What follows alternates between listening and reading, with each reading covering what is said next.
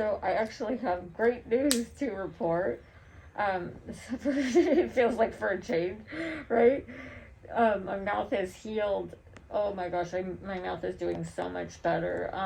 And my electrolytes are more stable. The only thing that's remaining is I'm still having GI problems, and they still think it's like gallbladder related. So I still have to have some tests done, but remarkably feeling better.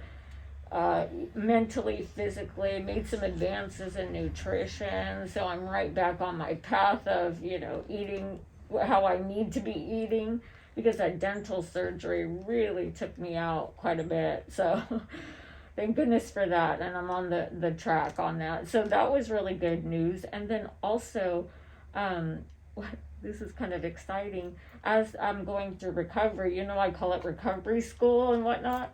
So what's happened is apparently I made the dean's list. Yay. At school. Thanks, babe. Awesome. Yeah, I know, right? And I apparently was awarded a scholarship of some kind. And I don't know what it's for yet. I'll find out in a few weeks. But this is so encouraging, because even in school, what I'm learning in human services is that there's more than one way to recovery, more than one pathway to healing. And so I'm finding so much benefit being able to learn different techniques and modalities and approaches to not just help others, but it helps me too in the process, because this has been a dream of mine, is to be able to help people go through their facilitate and help them along their journey. And I love the fact that I'm a big fan of motivational interviewing. So I'm really excited that they're starting to apply that to eating disorders, because it really works for me. I know it's helped me quite a bit. So psychologically, feeling so much better emotionally and physically. So I'm all excited. I have a 4.0, but I know I'm not. I know that I have tendencies of perfectionism. I tell her, because her blood type is A positive, and I go, that's fitting. Jeez. Right. And I'm O negative. Go figure.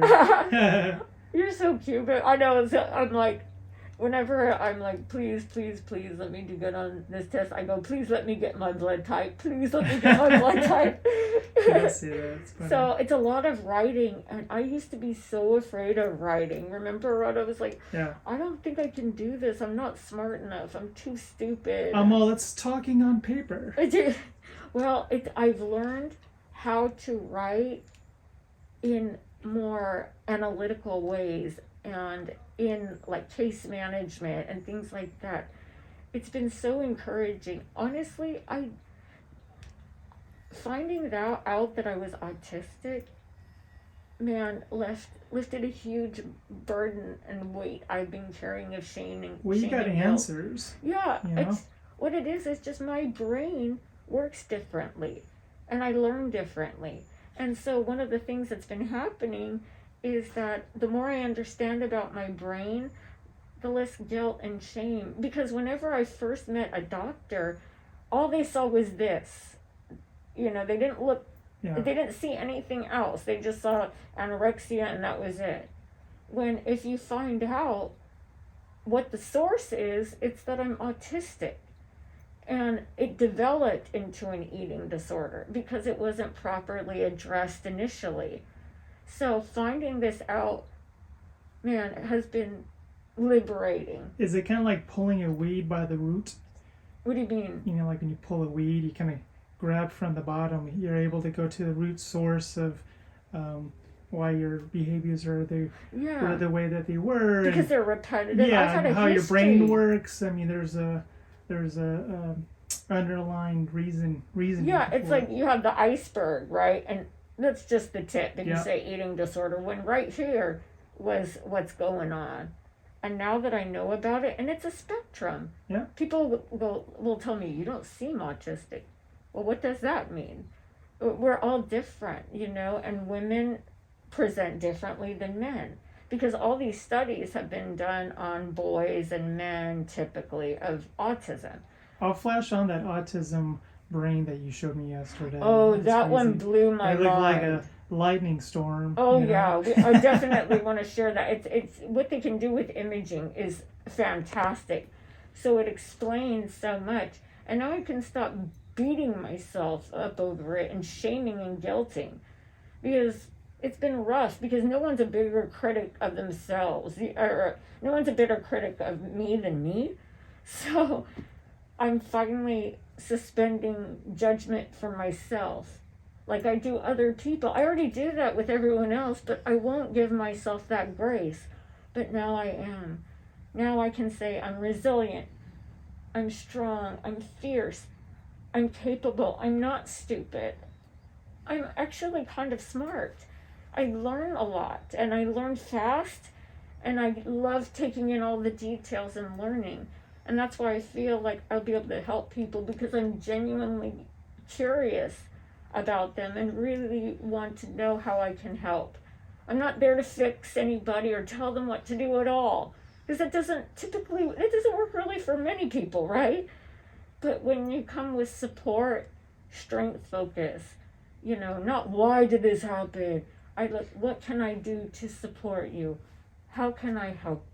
What can I do? And collaborate. That's how it's supposed to work. We're collaborating with each other.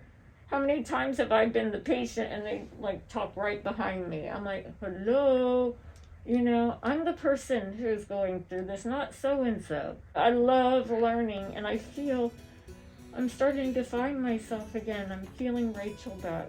So thank you for letting me explain that. And, I know we have to finish the labs and everything. So thank you for letting me just update you on that. But yeah, I'm learning to love me and my crazy nail polish. That's a puzzle. That's my puzzle, my tizziness. I'm tizzy. What's up, everyone? I figured I would go ahead, do a quick live to do an update on this dude. Check him out. What? Toby. So I got this vest. It's like an anxiety vest. I'm not sure if there's any of you guys out there who have one of these for your dogs, but he's loving it so far. I just put it on him like 5 minutes ago. Stop eating grass, bro.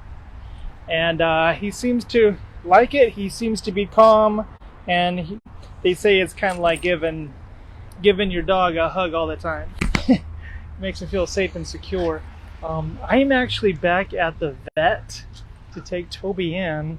Thank you for those of you who have commented on the last time I did a video of taking him in, and yeah, he's doing well. He's just, how active he is, and he usually pulls me around the block on my bike. He's a breed that needs a lot of activity, and so I can't run as fast as he can, of course. So I ended up getting this doggy jogger and attaches to my bike, and he pulls me around the block. And he's ultra fit. The vet actually said last time we were here that he is more fit and healthy than a dog half his age, and he thought that Toby was 9. Toby will be 12 next March, and he's a beast. He's amazing.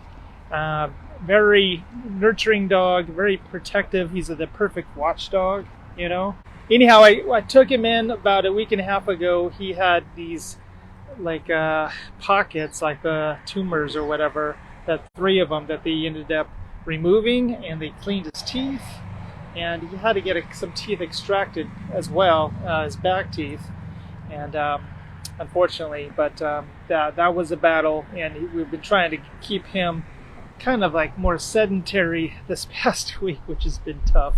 He's ultra alert. So anyhow, yesterday Rachel was looking at him, and he's got like this fluid buildup where his tumors were extracted. And so taking him back into the vet, I'm kind of waiting it out here outside of the veterinarian hospital, waiting to get called. They basically call me on the phone, and then I shoot in, and bring him in. They're gonna probably end up draining him. Let me get a shot of Toby. Toby. Yeah, I love this little jacket though. It's kind of cool. Hey Toby, say hello. Yeah, he's ultra happy to be here, aren't you, Toby?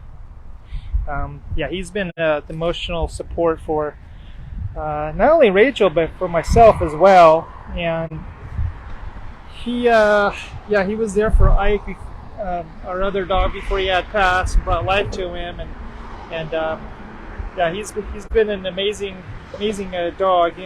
He notices when Rachel's not feeling well or needs something, and then he'll run into the other room and grab me. He ends up basically whimpering and wants me to go down there to check on her. So he's been amazing. So thanks for watching. I don't want to keep you on too long. I just wanted to give you an update on Toby and his recovery. And once again, let me show you his fun little jacket I just literally put on right before I started filming. So he then it's funny as I put it on him, then he looks at me like, "Ooh, this is nice. Feels like I'm getting a hug."